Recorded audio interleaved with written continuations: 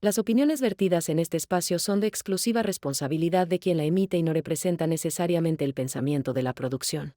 A mí se me hizo raro, yo dije, pues no me contestan ni los mensajes, no me contestan ni las llamadas.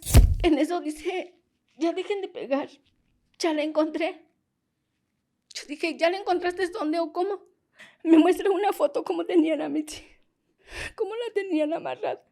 Estaban dando una noticia que habían encontrado a una mujer como de 40 años en una presa. Dije, no es mi hija, porque ya no va así. Hasta ese momento era número sospechoso, pero que tenía varias llamadas antes, durante y después del secuestro. Fue 2 veces a la fiscalía, siempre borraba todas sus redes, o sea, las desinstalaba. Cuando ella gira a la izquierda, ahí sí fue la decisión que tomó y que cambió el rumbo de su vida, literal, y el de toda su familia. Si no declaré antes porque tenía mucho miedo, estaba amenazada, pero ya con las investigaciones y toda esta situación en la carpeta, te das cuenta que él tenía otro nombre, ¿no? Dije, aquí nadie ganó.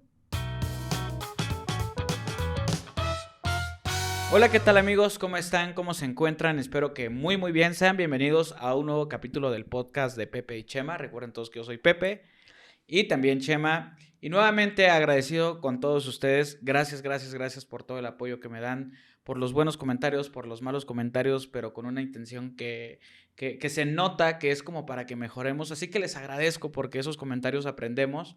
Muchísimas gracias a todos aquellos que se han suscrito, de verdad, de todo corazón les quiero agradecer muchísimo. A todos aquellos que dejan su like, que activan la campanita, que comentan, que nos ponen estrellitas en Spotify. Gracias a todos ustedes, porque ustedes son los que hacen posible que este programa siga saliendo, porque si no lo ven, pues evidentemente pues ya no lo podríamos hacer. Así que les agradezco a ustedes porque han demostrado ser una comunidad muy bonita que se une cada vez que se necesita, así como en Relatos Forenses, así como en el sistema, en Voces Ausentes y en todos los programas que manejamos aquí. Les quiero agradecer que ustedes han permitido que seamos la voz o el portavoz de muchas personas que necesitan contar su historia. Así que les agradezco por todo eso. Y bueno, para comenzar, se encuentra conmigo la señora Guadalupe Ávila. Sé que lo que nos va a contar hoy es algo complicado. Bueno, no algo complicado, es algo Muy realmente difícil. muy difícil de controlar. Así que le agradezco muchísimo que se haya dado la oportunidad de contarnos. Espero que si esta comunidad puede hacer algo por usted, ayudarla a exigir algo, pues aquí lo tiene. Van a haber miles y miles de personas, cientos de miles espero yo, que escuchen esta historia y que le ayuden a dar más visibilidad, porque a veces eso es lo que se necesita. En su playera, su blusa, viene el rostro de Mitzi. Mitzi era una joven de aproximadamente 20 años. Vamos a contar para conocer un poquito de esta historia. La señora Guadalupe es su mamá y vamos a tener la participación de 2 personas más que se las iré presentando, o si ustedes ven que se va metiendo la edición, pues también se las presentaré antes de que las conozcan. Así que muchísimas gracias. Quisiera preguntarle un poquito de su familia. ¿Quiénes son? ¿Cuántos integrantes eran? Cuénteme un poquito más o menos del círculo familiar que usted tenía hace apenas 3 años. 3 años.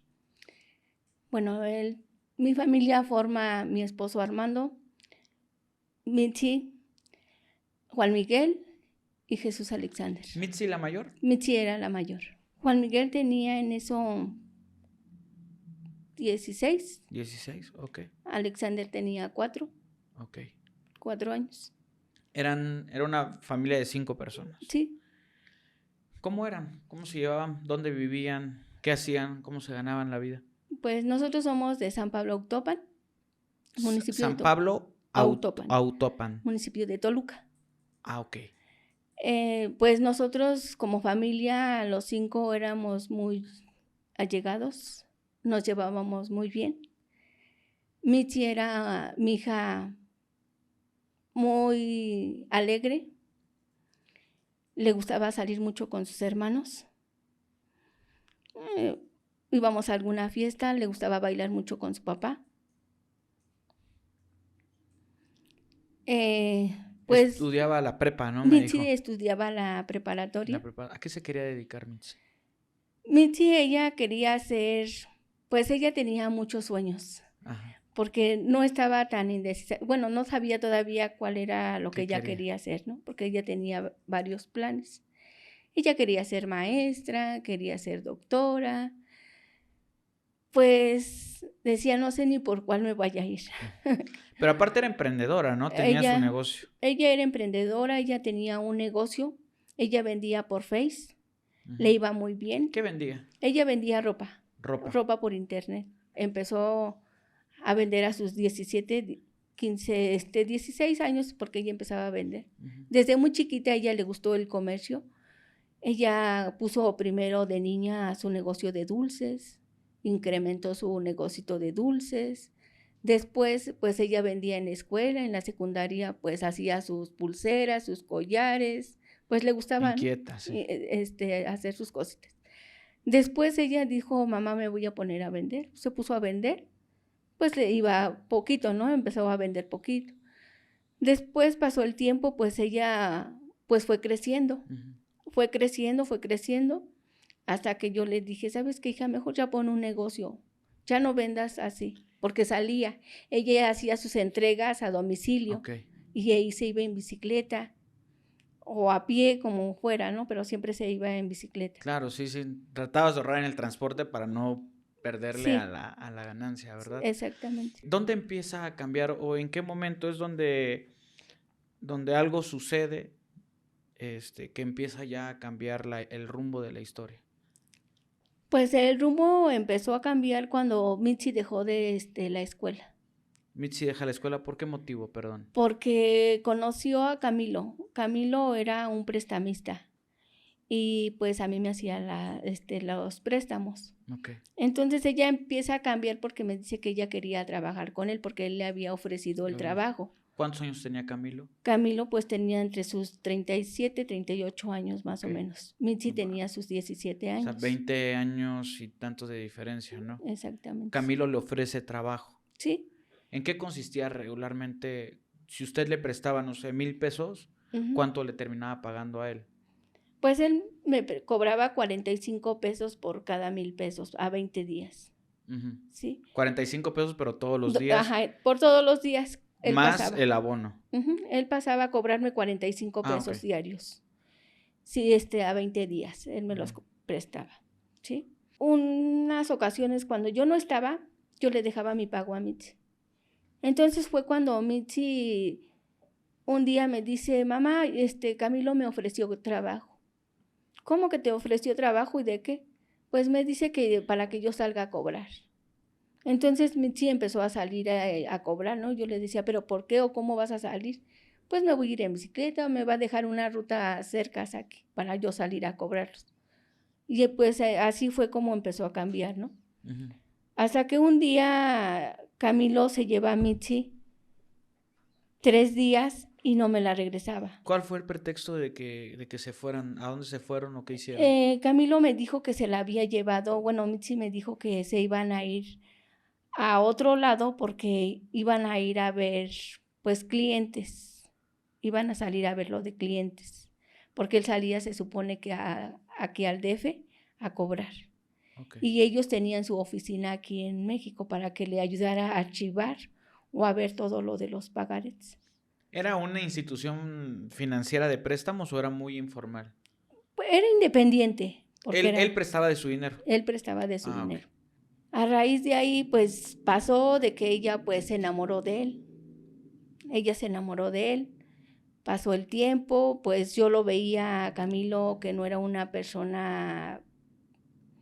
Yo la veía como muy enojón, pero pues, en cambio, Mitzi se aferró también a estar con él, ¿no? Con esa relación, el noviazgo. Después Mitzi pasa de que ella me dice, mamá, me voy a independizar. Yo quiero ser independiente. ¿Cómo no? Pues yo me voy a ir a rentar un cuarto porque yo quiero salir por mis propios medios, a pesar de que, bueno, de lo que yo vendo, en mi renta y todo. Porque nunca me dijo, me voy a ir a vivir con Camilo. Ella me dijo, me voy a independizar, que era muy diferente. Claro. Entonces, ya después que pasa el tiempo,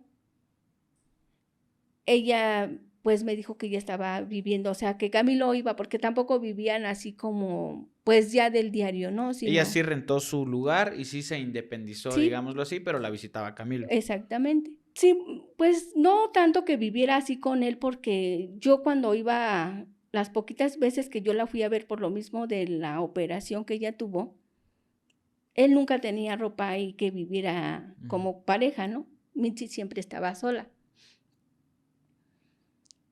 Porque yo nunca le vi, pues, cosas de él personales, nunca se los vi en el cuarto. Entonces, pues Mitzi prácticamente ella siempre estaba sola. La iba a visitar como novio, yo creo, porque pues como pareja nunca estuvo. El 17 de noviembre que Mitzi decide rentar el local de una de mis hermanas, porque ella ya lo vio así, voy a rentarlo. Voy a rentarle el local a mi tía. Iba a poner la ropa en un local y ahí los clientes iban a llegar. Exactamente, a lo mejor sí lo iba a publicar, pero ya llegando ahí al local Sí, ya. ahí, que el punto de recoger la ropa Sí. era ahí, ¿no? Entonces ese día estábamos bien apuradas, yo con lo que ella le había pasado de que la habían operado. Pues yo me levanté temprano el día jueves para pintar el local, ayudarle en lo que ella viniera, para que ella no hiciera mucho esfuerzo, porque apenas tenía 3 meses de que la habían operado. Entonces, yo me puse a pintar el local, llegó como a las 9 de la mañana y me dice, ¿qué haces, Lupita? Porque me decía así, ¿qué haces, Lupita? Le digo, pues ya aquí, hija, le digo, apurándome mientras en lo que tú llegas. Pasó. Me dice, mami, te voy a ayudar un rato a pintar el local, me voy a ir como a la 1, porque voy a hacer una entrega a las 3 de la tarde. Sí, hija, está bien. ¿A dónde? A San Andrés. Pero Mitzi, pues siempre cuando repartía la ropa o sus pedidos, siempre se iba con su hermano, con Juan Miguel, a hacer las entregas. Entonces ese día me dice, pero me voy a ir sola, ¿no vas a esperar a tu hermano? No, mamá, me voy a ir sola, sí. Pasó, Juan Miguel, su hermano, compartía un teléfono con Mitzi para los pedidos. Entonces le marcan a mi hijo y le preguntándole que qué había pasado con el pedido, que si no lo iban a ir a hacer. Y él le dice, permítame, le marca a su hermana y le dice que si no vas a ir a hacer el pedido. Le dice, ya fui, no había nadie, ya me regresé, porque no llevaba mi teléfono. Pero ahorita dile que me esperen y ahorita regreso. De ahí ya no supe nada de Mitzi. ¿A qué horas es la primera vez que le intentan contactar para decirle, oye, ¿cómo te fue o dónde andas? Yo le empiezo a marcar como a eso de las 5. Ok. Porque dije, pues ya es tarde que no llegue. Y me dijo que nada más iba a hacer el pedido y regresaba para acá. Porque de hecho ella antes me dijo, mamá, me voy a quedar porque Camilo me dijo, no va a estar, se va a ir a la ciudad. Y va a regresar hasta el viernes por la noche. ¿Ok? Entonces nosotros nos vamos temprano al mercado a comprar. Sí. Pero como fue tiempo de que Mitzi no volvía, pues yo me quedé preocupada. Su papá trabajaba en las noches. Antes de que se fuera mi esposo, le dije, ¿sabes qué? Vamos a ver a Mitzi. ¿A qué hora Eso fue el día viernes. El 17 de noviembre. El 17 fue jueves. Jueves. Ese día ya no la fuimos a ver. Ajá, Porque pero dijimos, no. usted, dieron las 5 de la tarde, usted le intentó marcar, ¿le intentó contactar o buscar de alguna forma en el transcurso de ese día?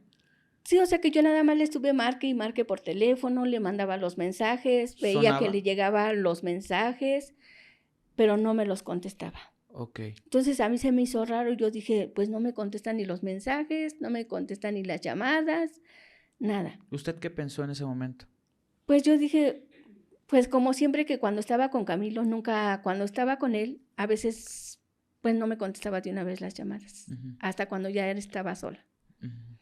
Sí. Okay. Entonces yo decía... Sí, se le hizo raro, pero no tan raro. Sí, exactamente. Yo dije, de que está con su compañero, pues no me contesta.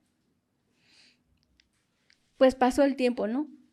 El día viernes, igual temprano, a las 5 de la mañana, le empiezo a estar marque y marque, ¿por qué no me contesta? ¿Por qué no vienes? Quedaste que nos vamos a ir temprano, ya es tarde. Y no. Entonces, llega mi hermana Eva, y me dice, ¿y la chiquilla sí vino?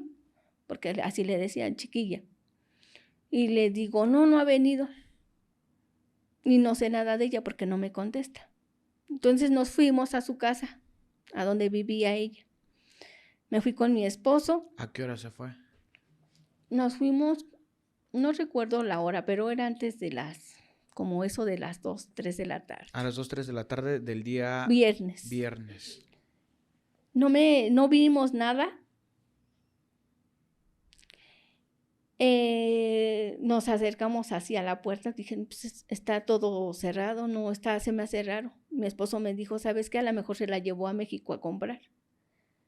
Le digo, ¿tú crees? Le digo, pues ojalá y sea eso, que sea eso, ¿no? Que sí Camilo se la haya llevado a México. Pasó y no. Entonces, pues ya dije, bueno, pues ya yo me quedé tranquila y dije, pues a lo mejor pues está con él, ¿no? Se fue con él, ¿no? Eran como a las 11:30 que una de mis hermanas me marca el teléfono y dice, hermana, ¿no está la niña ahí contigo? La chiquilla. Le digo, no, ¿por qué? Es que está Camilo allá afuera y dice que Mitzi no está. ¿Cómo que no está? Yo ya estaba en la cama. Salto de la cama y me salgo rápido afuera. Es cuando le cae el Ajá, 20 de que algo había sí. pasado. Entonces yo dije, ¿cómo, no? Entonces en eso Camilo le digo, buenas noches. Buenas noches, señora. ¿Y Mitzi? Le digo, ¿Mitzi? Pues Mitzi, tú debes de saber de Mitzi, ¿no? Porque se supone que está contigo. Y me dijo, pues usted, señora, como su madre, usted debe de saber dónde está su hija. Ya agresivo. Agresivo, así me dijo. Y yo le dije, ¿cómo? ¿Le bajas? Porque a final de cuentas Mitzi ya no tiene amigos ni amigas. Y tú, se supone que tú también debes de saber. No que yo salí a la ciudad, yo le dije que iba a salir a la ciudad y que regresaba y nos veíamos en la casa. Pues no. Entonces me dice, ¿y dónde la vamos a ir a buscar? ¿O qué piensa usted hacer o qué? Pues ¿cómo que qué pienso hacer? Pues de una vez ir a buscarla, ¿no? Y a mí, Mitzi ya no tiene ni amigos ni amigas. Le digo, la única amiga que tiene, le digo, pues ella es Jessica, le digo, pero ya está casada y no vive aquí. ¿Pero sabe dónde vive? Le digo, sí sé dónde vive su abuelita. Pues vamos a ver si nos dan su número telefónico para preguntarle. Nos fuimos. Él iba en un coche rojo, pero todo el tiempo iba en el teléfono, ¿no? Nos fuimos, nos llevó. ¿Iban ustedes con él en el coche Yo rojo? rápido también le fui a hablar a mi hijo, le dije, Juan Miguel, párate, porque que no está tu hermana, que no parece Mitzi. Entonces mi hermana, la que me marcó para preguntarme si Mitzi estaba en la casa, también salió. Y le digo a mi hijo, ¿sabes qué? Ponte una chamarra y vámonos. Vámonos porque Mitzi no está. Entonces ya mi hermana me acompañó, también se fue con nosotros. En eso que fuimos a ver a casa de su abuelita de Jessica, pues nos dieron el teléfono, pero le marcaba y no me contestó. Hasta después me dijo que ya no sabía nada de Mitzi. Regresamos a la casa, fuimos a su casa de Mitzi. Pues nada, dice, no, es que me decía Camilo, no, es que está todo bien. No se llevó nada, están todas las cosas. Pasó. Y entonces agarré y le dije, ¿sabes qué? Pues vamos a ir a ver a Jafet. Porque Jafet fue la que la contactó, se supone que ella fue la que contactó a la clienta. Jafet, nada más para entender un poquito el contexto, Jafet era una amiga, Jafet era una amiga de Mitzi. Una amiga de Mitzi. ¿Ella a qué le ayudaba? Ella no le ayudaba en nada, simplemente eran amigas. Pero cuando tenía algo así, por ejemplo, Jafet vendía hamburguesas, papas, pescados. Cuando ella necesita, por ejemplo, vendo tal cosa, entonces decía, Mitzi, yo también, ¿no? Ella así como que, pues, mándame clientes, ¿no? Emprendían juntas, Ajá. de alguna manera. O sea, sí, más o menos que se contactaban clientes. Entonces regresamos de ir a ver nuevamente a Jafet, nos vuelve a llevar Camilo a la casa de Mitzi. Nuevamente no había nada. Y me dice Camilo, entonces, señora, ¿qué hacemos? Le digo, pues pues la tenemos que ir a buscar. ¿Cómo que dónde? ¿Qué vamos a hacer? Pues ir a buscarla a los hospitales. Empezamos a los hospitales, no encontramos nada. A la Fiscalía de Morelos nos mandaron ahí, fuimos para preguntar si no había una chica que lo hayan detenido por algo.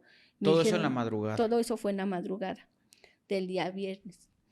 Entonces, a raíz de ahí nos dicen que no. Dice, pues ya estando aquí, dice, pasen a CEMEFO. Yo dije, ¿cómo a CEMEFO? Pues a mí me echaron Claro. el agua, ¿no? No nos recibieron porque pues ahí nos decían que nada más era de lunes a viernes para atender ahí. Después de ahí nos dijeron, ¿saben qué? Pues entonces mejor vayan a alzar el acta. Nos mandaron para Matlacincas, para desaparecidos. Alzamos la alerta de desaparecidos de que no parecía Mitzi. Pero antes de eso, pues yo fui la que pasé, ¿no? Pero me dicen que si Mitzi estaba casada o era soltera. Y le dije que sí, que pues estaba juntada.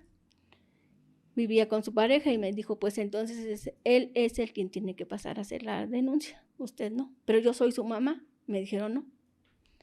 Entonces voy y le hablo a Camilo en el coche y le digo, ¿sabes qué? Que tú tienes que pasar a hacer la denuncia. Y me dijo, ¿cómo? Pues sí, se pasa.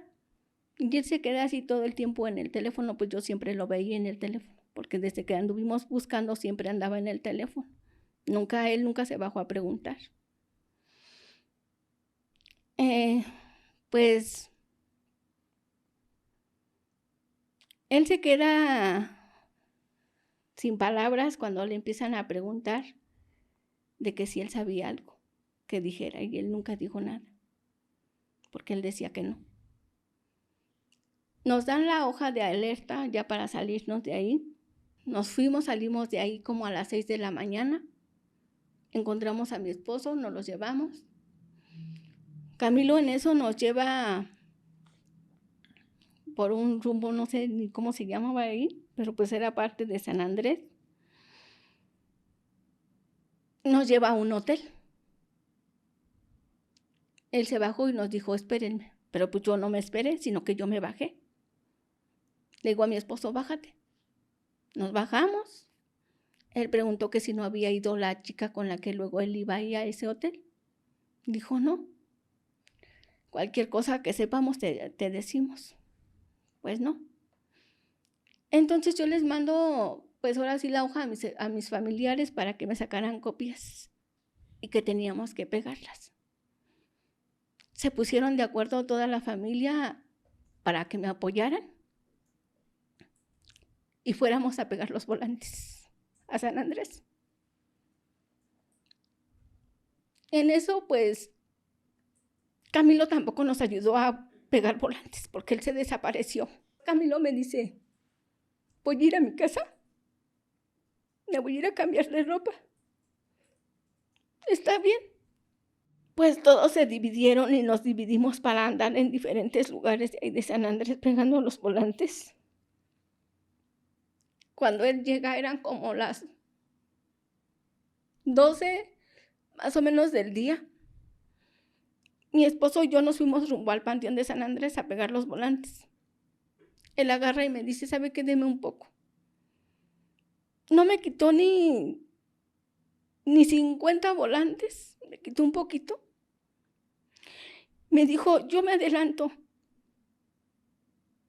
Sí, porque nosotros íbamos caminando pegando los volantes y él se fue en su coche.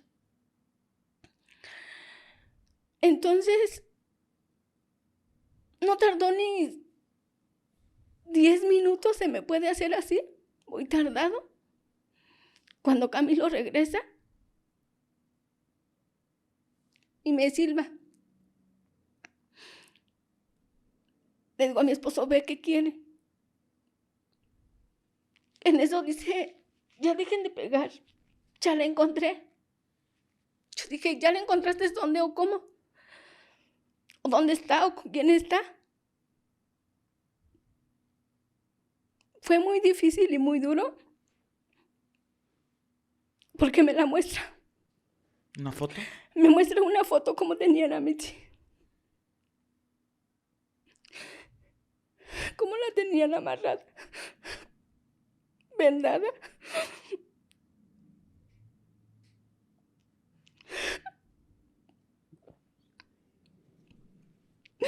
Fue muy difícil para mí.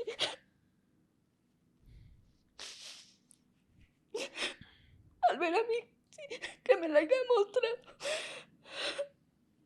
Yo lo agarré de los cabellos y le dije, a la hora que yo lo agarro de los cabellos, me dice, cálmese señora, yo voy a hacer todo lo posible para que Mitzi regrese con nosotros. Mi esposo trata de tranquilizarme y no puede. Camilo se va, vuelve a los 10 minutos y desde el teléfono de Camilo le muestra esta foto de usted. Sí, Era Mitzi viva, Mitzi viva.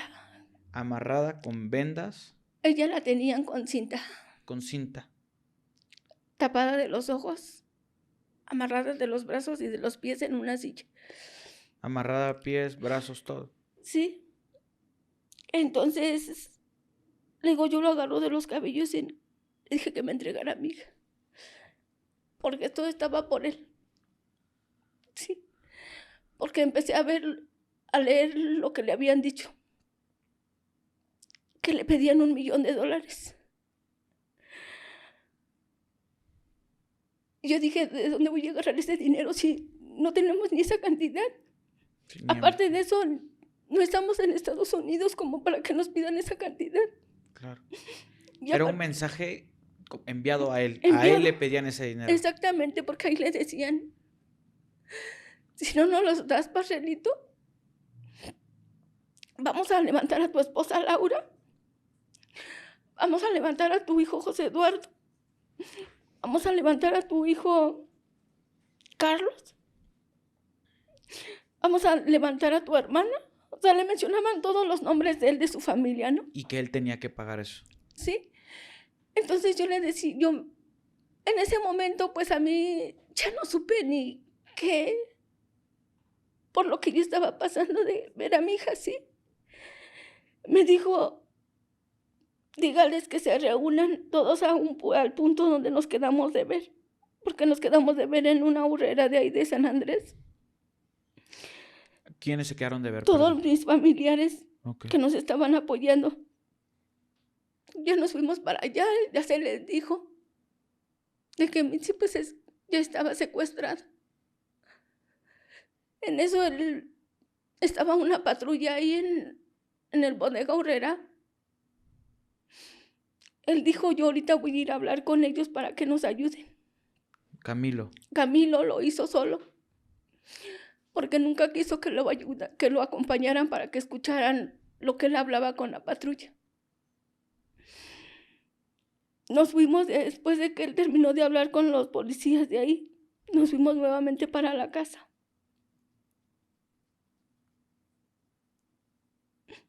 Para ver qué es lo que íbamos a hacer.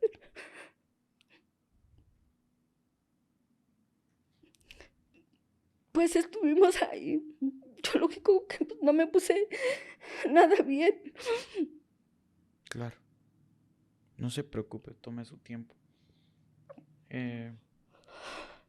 Una pregunta. Cuando usted ve el mensaje, regularmente los secuestradores piden una cantidad, pero también dan un plazo de tiempo.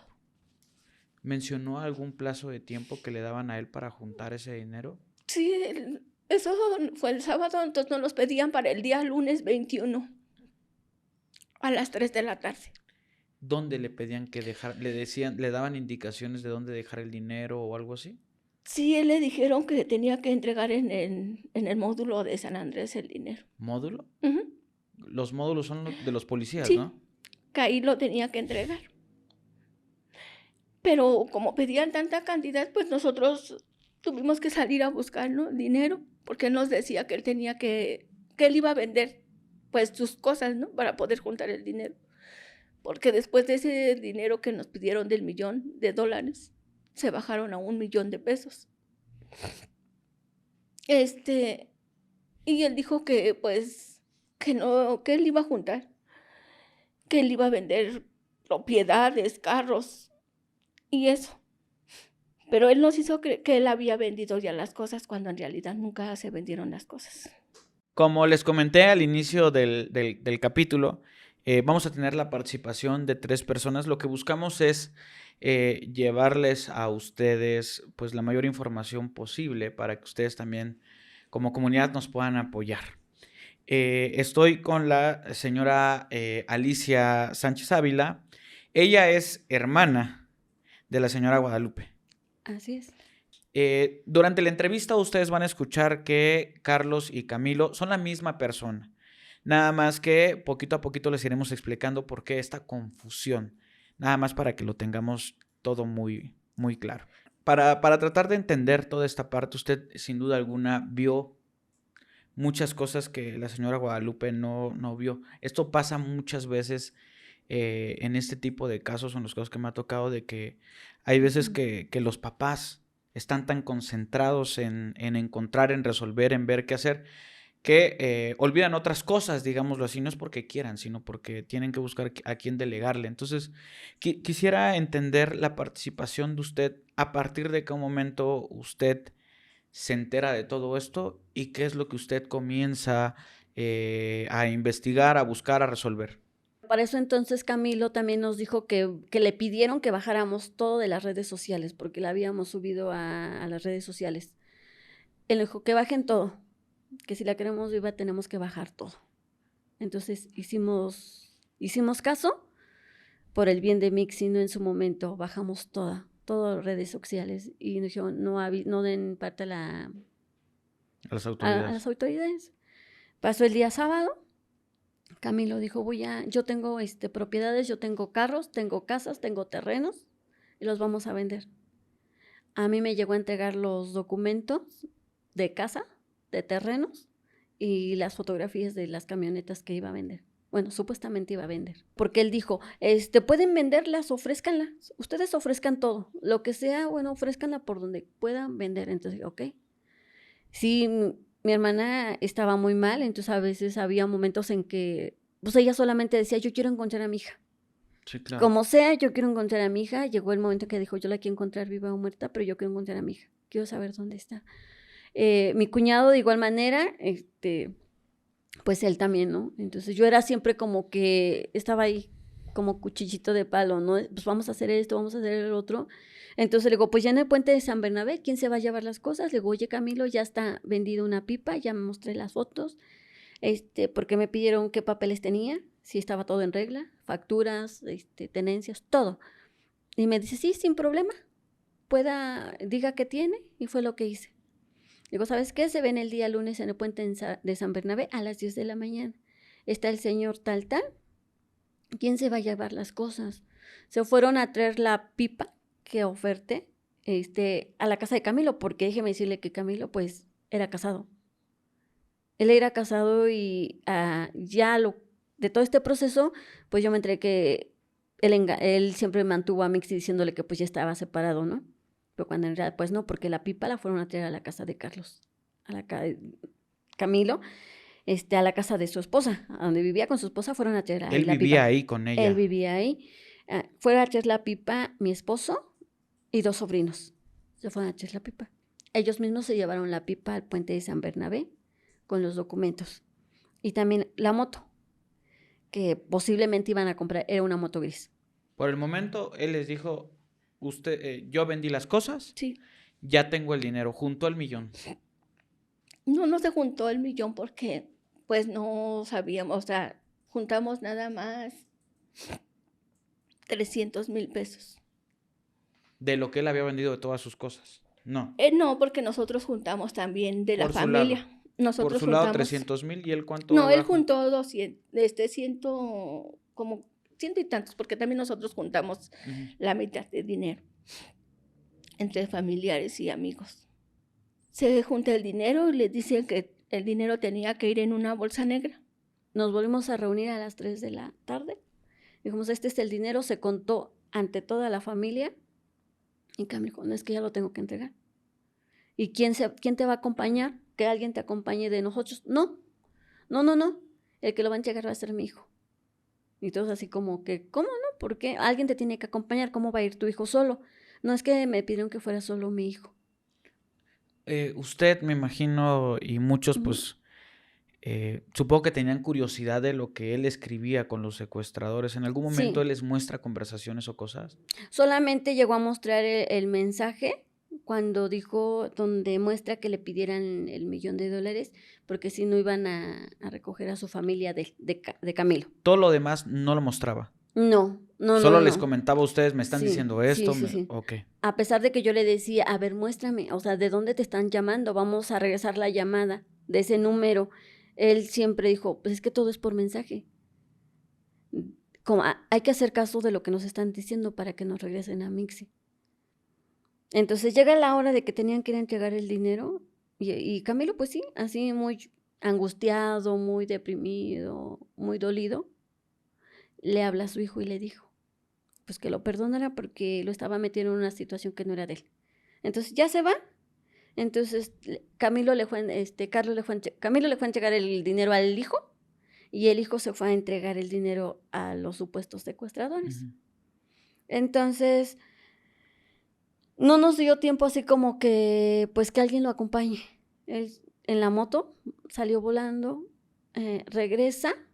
Dijimos, ¿qué pasó? ¿Dónde está Mixi? Digo, ¿a dónde la van a dejar? ¿Dónde vamos a ir por ella? ¿Qué te dijeron? No, pues nada.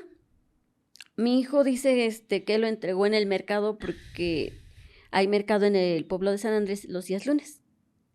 Entonces, que lo entregó, que él iba caminando y las personas estos, ¿qué? Haitianos, colombianos, porque es lo que decía así Camilo, que nada más llegaron y le arrebataron el dinero. Entonces, ya así como que dijimos, ¿cómo su hijo se dio cuenta que eran haitianos, que eran colombianos y que eran negros y que eran muy altotes? Se supone que nada más le arrebataron y nunca se dio cuenta de quién le arrebató el dinero. Entonces ya dijimos, pues vamos a esperar a que nos entreguen a Mixi. Pues pasaron las horas y nunca nos entregaron a Mixi. Ya como a las 6 le dijimos, ¿qué pasó, Carlos? No, Camilo, ¿no te han mandado un mensaje? ¿Qué te han dicho? No, pues nada, ya les mandé y nada, no me han dicho nada. Y se puede ser que estos cuates estén esperando que se oscurezca para que nos dejen por ahí algún lugar a mi mujer. Porque Camilo se refería también a Mixi como su mujer. Posteriormente, digo, pues vamos a volver a boletinar. Y él dice, no. Le digo, ¿por qué no? No está Mixi. Dice, no, yo me encargo de buscar a mi mujer porque es mi mujer y yo tengo que hacer todo por encontrar a mi mujer. Mi mujer tiene que regresar conmigo. Entonces yo le decía, ¿y cómo sabes que va a regresar contigo si no nos permites hacer más nada? Pasó el tiempo, digo, seguíamos buscando. Mi hermana y mi hijo con uno de mis sobrinos se metieron a la computadora de otro de mis sobrinos para buscar el correo de Mixi y dar con la ubicación. Yo durante todo el proceso estuve siempre desde un principio con el correo de Mixi, vamos a buscar en la computadora de Mixi, porque mi hermana pues decía, no, es que Mixi nunca llevó su teléfono. Le digo, pero no importa, hermana, vamos a buscar. Entonces siempre era eso, ¿no? Entonces había ese momento que decían, no, mejor la tía Alice está loca, o sea, no hay que hacerle caso, ¿no? Porque así luego llegó a pasar esas situaciones, porque es cierto, o sea, en esos momentos El momento ya de estrés es tan grande que... la desesperación, la Claro. impotencia, la angustia, y que dices, quiero encontrar a mi sobrina, ¿no? Quiero encontrar a mi hija, a mi hermana, todo, y era la impotencia de que yo decía, vamos a hacer esto, y me decía, hay que esperarnos porque ya nos dijeron en fiscalía que lleva todo un proceso. Digo, sí, pero el proceso, pues nosotros también tenemos que apoyar. Entonces ya el día 23 llega, me dicen, ya, en la computadora de Mixi, dénsela a la tía Alice. Entonces yo empiezo a buscar, pero estaba Carlos, o sea, Camilo estaba ahí, como si nada, o sea, diciendo, sí, estoy angustiado y vamos a buscarlo, ¿no? El correo empezamos. Cuando yo doy con la ubicación, me percato que es la casa del hijo de Carlos, es la casa que estaba vendiendo. Me doy cuenta que está ahí, solamente le hago caras a mi sobrino y volteo a ver a Camilo. Dije, ¿digo o no digo? Y ya entonces dije, ¿es esta la ubicación? Y dice, ¿dónde? A ver, y ya él se arrima hacia la computadora y ve y dice, muy sorprendido Camilo, pero es la casa de mi hijo. Digo, efectivamente es la casa que estás vendiendo, Camilo. ¿Por qué? No, puede ser que le hayan robado el teléfono y lo aventaron por allá. O sea, buscaba pretextos. Para eso entonces ya Guadalupe, mi hermana, dijo, vamos a darle ahora sí aviso a la fiscalía para que nos acompañen y vayamos, ¿no? Yo en ese momento, en mi ingenuidad, Y le dije, yo creo que va a ser, ¿no? Como en las películas, llamamos y vamos a buscar a catear la casa de Sí, donde claro. está. Sí, vamos y ahorita abrimos la puerta y Sí, entramos y vemos todo. sí, porque eso era, y efectivamente Camilo dijo, pues llevemos todo lo que tengamos que llevarnos, palas, consigan carros. Él decía eso. Él decía, consiga carros y vamos a ir toda la gente que estamos aquí y nos vamos a llevar más gente para ir a buscar a Mixi, a mi mujer. Y entonces dice, a ver, pásame la ubicación. Efectivamente, le saqué captura y se la envié. Así, tal cual le mandé la captura. Dice, pues vamos. Entonces mi hermana llama a fiscalía y esperamos a que ellos llegaran. Y él insistió, consigan carros y nos vamos a ir toda la gente que podamos. Ya, fuimos a fiscalía porque nos llevaron a fiscalía. Antes a fiscalía, quisieron ver cómo dimos con la ubicación porque ellos en su momento intentaron rastrear. No, dijeron que no podían, que ellos no podían. No cuentan con la tecnología. Ajá, entonces a mi hermana Lupita se queda con el MP dándole nuevamente su declaración. A mí me bajan a sistemas y la licenciado en ese momento, no sé si era licenciada MP o qué sea, me dice, ¿cómo le hizo, señora? Si nosotros no hemos podido entrar. Le digo, ¿cómo no han podido entrar? Muéstrame cómo lo intentó, ¿no? También. Ajá, y me dice, a ver, dígame, entonces, a ver. Entonces, ella quería que yo le fuera diciendo paso por paso cómo le hice. Entonces dije, si ustedes son los expertos en buscar, deben de saber. Deberían de haberla tenido. En ese momento dijimos, ¿cómo llegó ahí? Entonces, cuando Camilo nos empieza a decir, pues a lo mejor le robaron el teléfono en el transcurso y que no sé qué, a lo mejor por allá lo fueron a tirar. Entonces, empieza así como que quiso hacerme dudar y a todos nos quiso hacer dudar de que posiblemente le habían robado el teléfono. Entonces ya dije, no, a ver, nuevamente busco la ruta. Ella dijo que al módulo de San Andrés se iba a entregar y efectivamente, la primera vez llegó al módulo de San Andrés, sí llegó ahí. ¿Se ve el recorrido que hace? Sí. Se ve el recorrido que llega al módulo de San Pablo a San Andrés, al módulo, y después del módulo hacia su casa. Y nuevamente se ve el recorrido de su casa a toda la ruta que nos llegó a dar a la casa de... Sí, se ve que regresa al módulo. Ya no al módulo, ya cambia la ruta completamente. La primera ruta sí la hizo de San Pablo al módulo y del módulo a la casa de Mixi. La segunda vuelta, cuando ella ya desaparece desde su casa, directamente a la casa. A toda la ruta que llega a la casa del hijo de Camilo. Entonces, toda esa ruta no la pudieron hacer los de fiscalía. Cuando ellos llegaron y dijeron, tenemos solamente un parámetro de 2 kilómetros a la redonda, y aquí está nos decían así, el punto rojo, de ahí son 2 kilómetros a la redonda. No podemos buscar más porque hay 2 antenas. Y esas 2 antenas no nos permiten hacer nada. Y dije, ¿cómo? Yo teniendo las 2 antenas pude localizarlo. Claro, el querer es poder. Digo, yo solamente quiero saber porque en sus cámaras del C5 no aparece ahí Mixi que llega al módulo, porque hay cámaras. Dice, yo no se las había querido mostrar porque bueno, a usted se la voy a mostrar porque yo veo que usted está más cuerda que todos. Que la mamá de Mixi, que el papá de Mixi, todos. Digo, ¿cómo? Le digo, ellos son los más indicados. Si le hubiesen dicho, sí llegó cuando de ustedes desde un principio dijeron, no llegó Mixi, nunca se ven las cámaras que llega Mixi. Y efectivamente me enseñan la fotografía donde Mixi, del C5, donde Mixi llega ahí al módulo. Solamente me la enseñaron a mí por el motivo de que yo había dado con la ubicación. Entonces, le digo, ¿y a qué hora nos vamos? Sí, pero ahora a qué hora nos vamos a ir a catear la casa de Camilo. Camilo seguía ahí con ustedes en fiscalía. Sí, él seguía en fiscalía, él estaba en la salita, mi hermana Guadalupe y su hijo estaban con el MP y yo estaba abajo en el sótano. Entonces le digo, ¿a qué horas vamos a ir a catear la casa? No, es que tenemos que tener un proceso. ¿Y cuándo va a ser el proceso? Yo insistía, siempre insistía, y exigía, más bien yo exigía que pues fuera lo más pronto para poder localizar a Mixi con vida. Salimos de fiscalía y bueno, ya subo yo con el MP a reunirme con mi hermana Y dice, pues ustedes si quieren ir a la casa de Camilo, pueden ir. Y si encuentran algo, pues ustedes lo levantan en una bolsita. Digo, ¿cómo? ¿No nos van a acompañar? No, porque nosotros tenemos que tener llevar el proceso, ¿no? Ya. Salimos.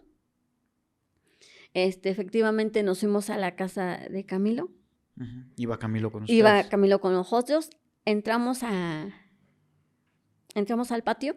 Abren la casa sin mayor complicación. La primera vez él entra así como si nada, ¿no? Él abre la puerta y ya. Nos dice a todos, pues pásenle, entren, están las puertas, ahí están, puedan abrirlas. Eran 3 puertas.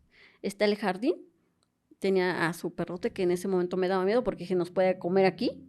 Está la cisterna y los escalones y dice, ¿pueden subir a checarle?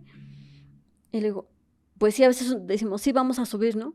Pero le digo, no, por el miedo de que qué tal si hay alguien y nos puedan encerrar. Sí, él abrió la cisterna. Él dijo, aquí está la cisterna, la abro, dice, pueden asomarse. Casi con las lámparas de los celulares, porque no prendió la luz del patio. Eso sí, no prendió la luz del patio, pero estaba prendida una de arriba. Y nos dijo eso. Entonces ya salimos, dijo, pues no hay nada. Nos dicen que van a hacer el cateo en su casa de Camilo, pero Camilo, él siempre dijo que ahí vivía su hijo. Solo el hijo vivía ahí. Con su esposa, porque él ya era casado, Ya el era hijo. casado. Tenía a su esposa y su niño. Entonces dice, mi hijo está ahí, yo creo que mi hijo mejor lo voy a cambiar, que se cambie de lugar, dice, por cualquier cosa. Camilo dijo. Cuando a mí me dicen, ¿sabe qué, señora? Van a ir a hacer el cateo, pero no pueden ir los dos. Nada más puede ir usted o su esposo. Si está Camilo con ustedes, él va a ir. Pero si va usted, no va su esposo.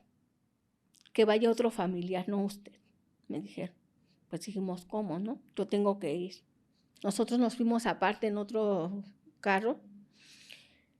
Nosotros nos quedamos a una distancia porque nos dijeron que cualquier cosa, pues ya nos hablaban para que nos bajáramos. Yo agarro una cobijita. Digo, a lo mejor voy a encontrar ahí a mi hija. Cuando están haciendo el cateo. ¿Usted entra al cateo? Sí. Si usted fue quien entró y Camilo. Sí, entramos. Uno de mis sobrinos me acompañó ya una de mis hermanas para entrar. Camilo estaba tomando. Él estaba afuera ahí en el zaguán de su puerta. Él estaba recargado. Y me ve así con coraje. Porque yo llevaba ya una sabanita por si estaba mi hija. Porque a mí me dijeron, el día que encuentren a su hija, a mí sí, no la toque, no la vaya a cambiar, no la trae como la encuentre. Yo dije, pues voy a llevarme una sábana porque... ¿Así la puedo abrazar o...? Sí, y aparte de eso, a lo mejor mi hija tendrá frío. Las sábanas se quedaron en mis brazos porque no estaba Michi ahí. La casa ya la habían limpiado totalmente porque no había nada. No había ni muebles ni nada, ya habían sacado todas las cosas de esa casa.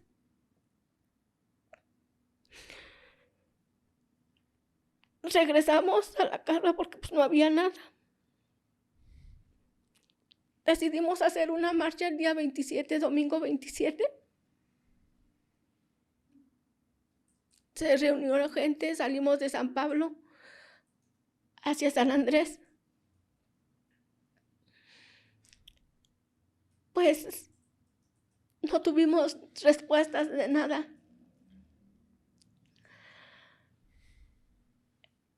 El día lunes me llaman a CEMEFO para ver si no, para reconocer los cadáveres que llegaban. No encontraba yo nada porque iba cada tercer día. No había nada.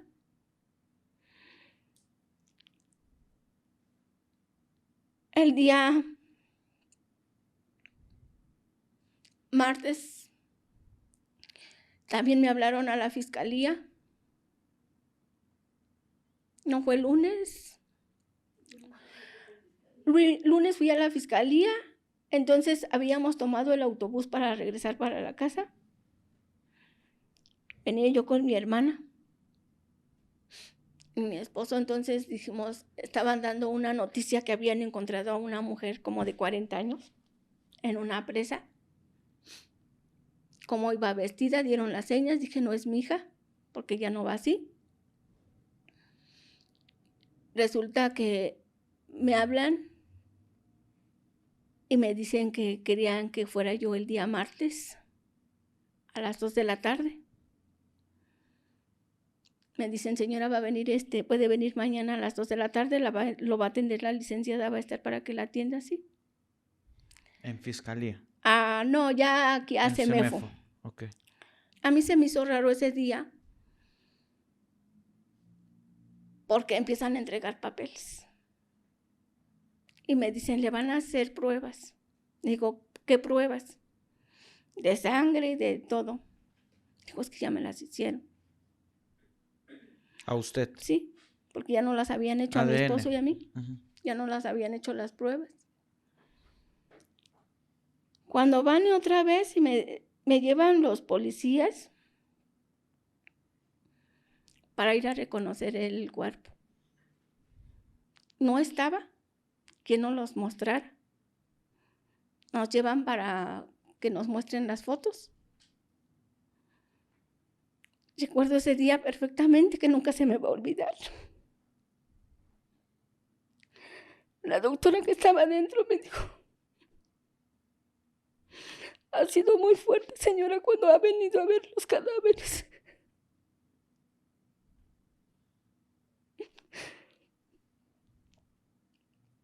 Quiero que sea muy fuerte.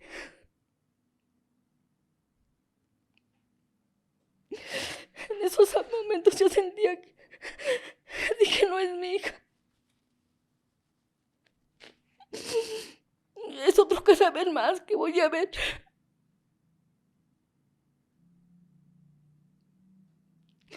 ¿Cuál fue mi sorpresa? Que era mi hija.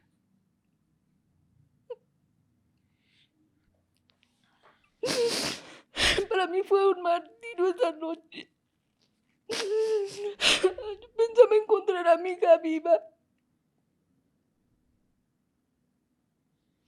Desgraciadamente no fue así. Era mi chiquín, eres la que estaba en esa presa. Porque esos desdichados que le quitaron la vida, que me la mataron cruelmente, porque fueron tantos días que la tuvieron cautiva. Desde ahí mi vida se vino abajo. Todos los sueños que yo tenía con mi hija se acabaron. No las entregan. La llevamos a la casa. El día 5 de diciembre. ¿El día 5 de diciembre se la entregan? El día 6. El día 5 fue cuando la encontraron. Ok. Nosotros nos quedamos con Camilo en fiscalía que nos entregaran el cuerpo. Nos entregaron el cuerpo como a las 11 de la noche del día 6 de diciembre. Llegamos a casa, Camilo muy desgarrado en el alma, supuestamente. El día se queda parte de la noche del día 7. Del día 6, el día 7 es el entierro. Igual Camilo llega con su familia, con sus hermanos, un hermano, su hijo, en la camioneta que él había supuestamente vendido, en la Homer negra. Llega con sus flores y está durante todo el sepelio, todo el tiempo está ahí. Llegamos del entierro, nos vamos a la casa porque estamos ahí en San Pablo, se acostumbra a que se da de comer. Él se queda toda la tarde se queda. Yo con todo lo que estaba viviendo,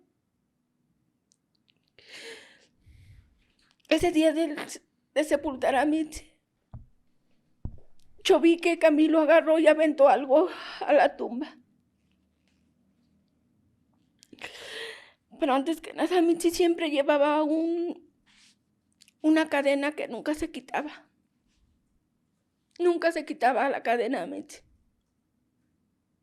Ese día que él ya desapareció, llevaba esa cadena. Llevaba unos anillos en los dedos. Y ese día no llevaba nada, Mitzi. Más que el piercing que llevaba puesto. O sea, el día que desapareció no traía puesto nada. Sí, llevaba la Sí cadena, llevaba. los anillos. Pero cuando la encuentran sin eso. Sí. Ok. No me acuerdo, no recuerdo bien si fue en el quinto o en el sexto rosario que él va. Llegó temprano, empezó a poner las velas que van en los candelabros, Ujú.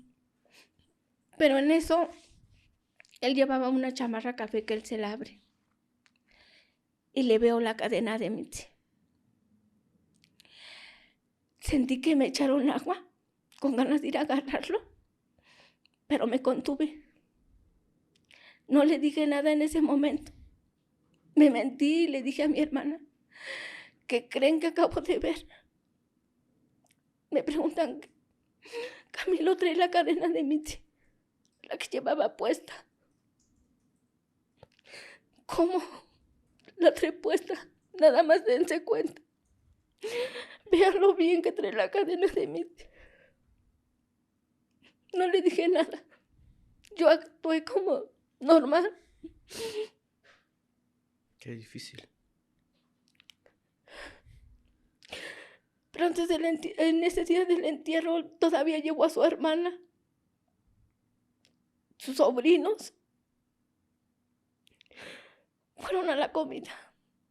Aparte de eso fueron al entierro. Y fue el hijo, por medio de la Asociación de Mujeres Inquebrantables, porque yo di parte que me ayudaran, me acerqué a ellos.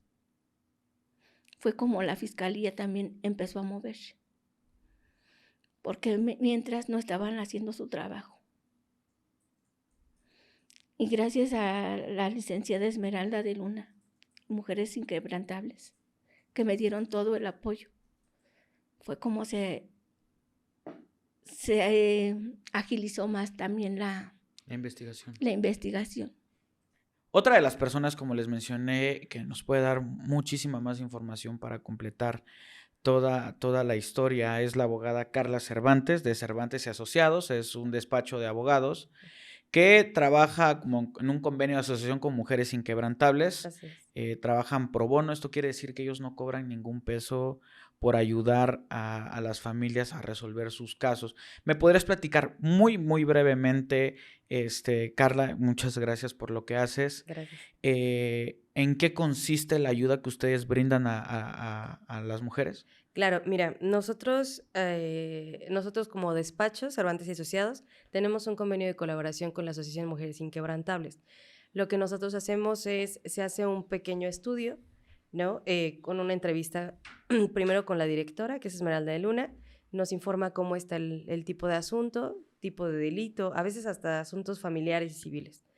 Y después de eso hacemos una entrevista con las personas. Okay. En este caso, nosotros nos entrevistamos con la familia de Mitzi y nos contaron a grosso modo, como ellos podían, ¿no?, qué es lo que estaba sucediendo. Uh-huh. Una vez que hacemos el estudio con las personas o las víctimas, entonces en ese momento, pues obviamente se consulta, ¿no?, con el jurídico, o sea, con todos los del despacho, principalmente el socio mayoritario, que es mi tío, el Víctor Manuel Cervantes Juárez. Y bueno, lo presentamos para que sea un caso pro bono. Y esto también atendiendo a las circunstancias de las personas, claro, ¿no? Economía, tipo de impacto social, el tipo de afectación. Este fue un asunto de impacto muy fuerte, tanto emocional como incluso mediático, ¿no? Claro. Porque fue un asunto muy sonado, estuvo mucho en redes sociales y eso. Claro. Gracias a este tipo de despachos que ayudan a las familias, porque es muy difícil encontrar abogados honestos, honestamente. Sí. Nuestro despacho, algo que no nos gusta nada es, uno, cuidar el bolsillo del cliente, evidentemente, y dos, darles tranquilidad. Si tú vas con un abogado, es porque tienes un problema, y lo que menos quieres es tener más problemas, Sí. ¿no? Lo que quieres es tranquilidad. Entonces, nosotros lo que hacemos es, nosotros nos encargamos de absolutamente todo, Claro. ¿no? Y en estos casos que son pro bono, pues mucho más lo tienes que hacer, Claro. con mucha más sensibilidad, con mucho más tacto y sobre todo con mucha más entrega y empatía. Vamos a dejar los datos del despacho porque también es un agradecimiento que nosotros podemos hacer. Gracias. Vamos a dejar los datos del despacho por si ustedes los quieren contactar, alguna asesoría, lo que necesiten. Nada más díganle que van de parte de Pepe y Chema, Claro por que si yo sí. necesito me hagan un descuento. ¿Va? Claro, claro Y que necesito mucho, como ustedes saben. No, para nada. Pero vamos a dejar los datos porque se agradece. Gracias. Bueno, ya para entrar. Claro. Supongo que así como una familia cuando está en medio de todo esto, tal vez no ve un panorama muy claro de cómo está la cosa. Claro. Evidentemente ustedes entran y dicen, ok, ya hay cosas que no nos están sonando, que evidentemente están muy raras. ¿Qué fueron esos focos rojos que ustedes identificaron y dijeron, hay que avanzar por aquí? Claro. Ujú. Nosotros cuando tenemos la primera entrevista, sobre todo con el papá, don Armando, y con doña Lupita, que eran los papás, nos hablaban mucho. Es que Camilo nos dijo que no le dijéramos a la policía. Es que Camilo siempre nos acompañaba. Camilo. Cuando nosotros nos damos cuenta de eso, por lo general en delitos de violencia sexual, feminicidio, desaparición, las primeras personas que son sospechosas son las parejas. Las parejas, ¿no? O exacto. exparejas. Hablamos con ellos, evidentemente nos dan luz verde y es cuando vamos a la fiscalía, preparamos una promoción, nos nombramos como asesores, ellos van a ratificar, pero desde ese momento la señora Lupita me dijo, ya le avisamos a Carlos para ver si viene, pero pues Carlos jamás se aparece. Pues citamos a los señores en la fiscalía para que nos nombraran como abogados como tal y nos dice algo muy pequeño, pero para nosotros fue muy, muy importante y nos dice, ya le avisamos a Carlos. Que Carlos y Camilo, bueno, son la misma persona, ¿no? Ellos lo conocían como Camilo. Yo me doy cuenta, jurídicamente hablando, que él se llama Carlos García de la Cruz, por cierto. Entonces, cuando veo eso, yo le pregunto, bueno, ¿quién es? ¿No? O sea, al final me hablan de un Camilo, está un Carlos y están otros nombres más. Entonces, repentinamente, cuando ellos se enteran que ya fueron con la asociación y que los señores ya tenían abogados, él se empieza a desplazar. Tan es así que ya no iba a su casa, ya no les marcaba, ya no les hablaba, como si nada hubiera pasado, ¿no? Como si ya se desaparecía de su vida. Cuando ellos me comentaron que todo el tiempo estuve ahí con ellos. Cuando nos dan copias de la carpeta, que era una carpeta enorme, porque era una carpeta muy grande, ¿no? Aunque con mucha paja en algunas cosas, el fiscal en ese entonces, que se llama Dante Manuel Garnica Encarnación, que sí es bueno comentarlo porque fue uno de los fiscales que muy exigente, por cierto, porque exigía que yo conociera la carpeta. O sea, me dijo, abogada, ¿usted va a ser la asesora? Sí, le pido, por favor, por profesionalismo, lea bien la carpeta, usted es asesora, es los ojos de la fiscalía también, de cierta forma, ¿no? Y recuerde que tiene apoyar, ¿no? Y en todo momento, siempre Qué con bueno que toda legalidad. existe ese tipo Así y el es. reconocimiento, como siempre lo hemos dicho, a la gente que hace bien hay que agradecerle, aplaudirle, que no es necesario porque es el trabajo, pero en estas épocas, en este México, Así es. se tiene que aplaudir a la gente que haga Así bien es, las la verdad es que cosas. sí, por eso me gusta reconocer, se quita el sombrero con quien se tiene que hacer, ¿no? Exacto. Entonces, este fiscal, la verdad, es muy, muchos le dicen que es pesado, a mí se me hace algo muy responsable, ¿no? El aceptar esa situación y decirte, ¿no? Eres abogado, pues toma tu rol, ¿no? Claro. Con responsabilidad. Entonces, estudio la carpeta a fondo, me doy cuenta de que ya habían pedido algunas situaciones. El Ministerio Público que se queda a cargo es Gabriel Estrada, que la verdad, un profesional también muy bueno, y empezamos a trabajar de la mano. Aquí se tenía un número sospechoso, que era la persona que sacó a Mitzi de su casa, ¿no? Que es cuando hablamos con la señora Lupita, ella me dice, mi hija me dice que tiene que ir a las 4 de la tarde al módulo de policías a dejar un pedido, ¿no? Entonces, ese número ya lo tenían identificado. Cuando se hace el mapeo de teléfonos, ¿no? Del número del cliente. Sí es, exacto. Exacto, que es Número bien importante cliente. que no... Sí, exacto. Así es. El número del cliente se tenía ya perfectamente ubicado porque le llamaron al teléfono del hermano, ¿no? A Juan Miguel, en ese entonces menor de edad, y tenemos ese número. Cuando se hace la investigación de ese número, se advierte que a las 12 de la noche de ese mismo día, 17 de noviembre, cuando desaparece Mitzi, casualmente el esposo de Mitzi, Camilo Carlos, había tenido una comunicación con ese número. Lo cual era muy sospechoso para nosotros porque era un cliente de Mitzi. Pero bueno, siempre está la duda razonable, ¿no? De que, por ejemplo, pues no La sé, que Mitzi presunción. tal vez le mandó un mensaje del teléfono de su esposo y por eso, pues en algún momento él le marcó, ¿no? Para decirle, oye, mañana nos vemos a las 4, no lo sabemos, ¿no? Pero ahí era una presunción. Y obviamente de manera objetiva, ¿no? Porque hay muchas aristas, ¿no? Bueno, pasa, sin embargo, él cuando declara, él dice que solamente sabía que ella iba a dejar una prenda, bueno, unas prendas al módulo de policías y que no le dijo con quién, solamente dijo, sé que Mitzi iba a ir a dejarlo. La última vez que la vi, nos vimos en una esquina, ella iba en su moto, yo en la mía, yo me iba a ir a Ciudad de México. Pero al verificar sus llamadas y su geolocalización, él jamás salió del municipio de Toluca. Entonces era otro tachecito, ¿no? Y es como vas objetivamente descartando Claro. o pasando a la lista de los sospechosos, ¿no? Después de eso, él declara que se desapareció, que él empezó a buscar y es cuando recibe las llamadas, los mensajes donde ella está desafortunadamente vendada de los ojitos, tiene una franela, me parece, una cinta en sus ojitos, amarrada de sus manitas y sus pies y en una silla, ¿no? Y al fondo de esa fotografía se alcanza a ver un fondo como amarillo, una pared amarilla, una repisa de madera y en la parte de abajo era una loseta, ¿no? Entonces podíamos darnos cuenta que era un lugar construido, no era una bodega, nada por el estilo. Entonces van dos, ¿no? Dijimos, bien, entonces vamos a ver más adelante.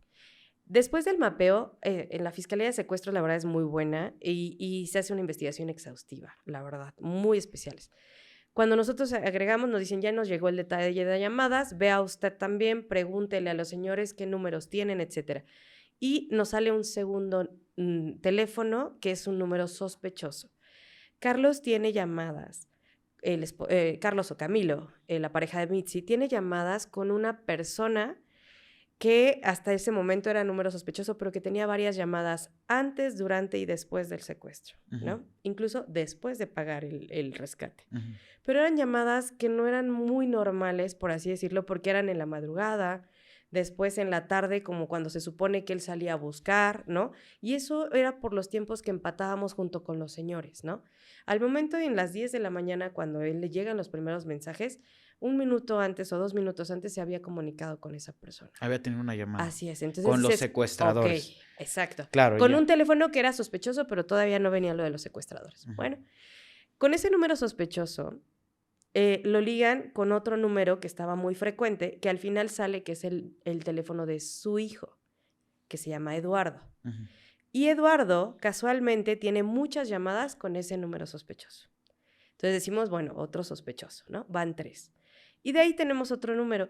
Ahí, afortunadamente, Eduardo, cuando tiene comunicación con el primer número sospechoso, nos damos cuenta que ese número sospechoso tuvo una llamada con los secuestradores y tuvo una llamada antes con el número del paquete, ¿no? Es decir, a quien le iban a entregar el cliente.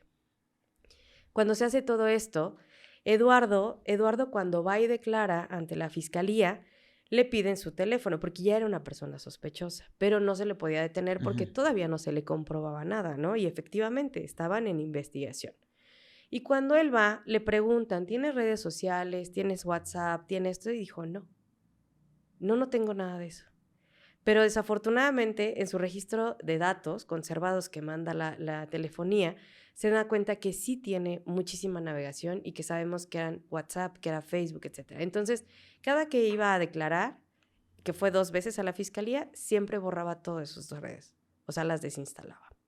Bueno, entonces cuando Carlos empezamos a avanzar en la investigación, llega el 23 de diciembre del año 2022 y ya se tiene todo.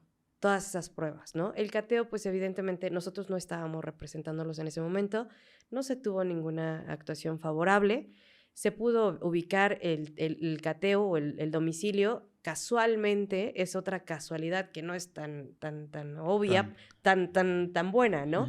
El hecho de que la última ubicación de Mitzi, que su teléfono dejó de tener actividad porque lo apagaron, después de las 5 de la tarde, o sea, ella llega ahí porque se ve todos los movimientos claros en Google Maps Rutas, que es algo muy bueno, algunos los desactivamos, otros no.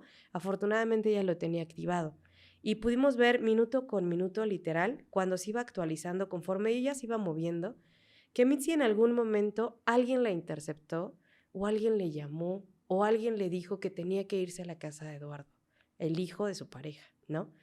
Porque ella iba enfilada, de acuerdo a la calle, iba enfilada para llegar otra vez con el señor del cliente, ¿no? Con Sí, su es lo cliente. que me queda la duda, que no fue exactamente de su no. casa a la... No. Ella exactamente en una esquina, ahí sí fue la decisión que tomó y que cambió el rumbo de su vida, literal, y el de toda su familia, porque ella, en lugar de seguir adelante, literal eran 2 calles, ya estaba a 2 calles de llegar al módulo de policías, cuando ella gira a la izquierda. Y gira a la izquierda perfecto, ella da la vuelta perfecta y hace la ruta directa a la casa de Eduardo, ¿no? Esa casa era del señor, de su pareja, Camilo Carlos, y ahí estaba viviendo su hijo, ¿no? Y eso lo sabemos por él mismo, por su dicho. Ujú. Cuando avanzan las investigaciones, ya se tienen las llamadas, se ve que esos 3 números tienen pues comunicación con secuestradores, con la persona que es el cliente. Entonces ahí me sonaba mucho una persona que se llamaba Jafet. Jafet era amiga de Mitzi, ¿no? Y Jafet era la persona que sabía quién era el cliente. Y teníamos que saber quién era, ¿no? Al final, para conocerla. Ujú. Pero cuando investigamos esa línea, Mitzi tenía varios clientes. Era muy exitosa, Sí. tenía varios clientes. Y uno de esos clientes era de Jafet, pero no era la misma. Pero Jafet tiene un rol muy fuerte en este asunto, porque Jafet nos dice, era otro cliente, se llamaba Juanita, por ejemplo, ¿no? Y hasta ahí. No te puedo dar su número, no te puedo dar su teléfono, no te puedo dar nada, Claro. porque era un paquete para una persona que le iba a modelar una ropita muy, muy coqueta, pero no era para su esposo. Entonces, por eso hay que guardar secrecía con ella.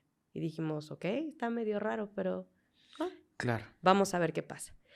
A ellos les libran orden de aprehensión, a Carlos y a Eduardo, a finales de diciembre. Incluso todavía pasaron Navidad en su casa y ellos los detienen el 26 de diciembre. La fiscalía me marca, el fiscal, y me dice, licenciada, la orden ya está lista, se va a ejecutar tal fecha, le pido que esté atenta. Sí, señor, con todo gusto, muchas gracias. Y pues ya obviamente nosotros como abogados con la zozobra, ¿no? ¿Por qué? Porque estas personas ya andaban como que, pues muy libres por todos lados, ya no le hablaban a la señora. Ellos dijeron, ya la libramos. Ya pasó, ¿no? O sea, ya La llevamos... justicia siempre alcanza. Un saludo a Exactamente. todos ustedes que Así saben es. quiénes son.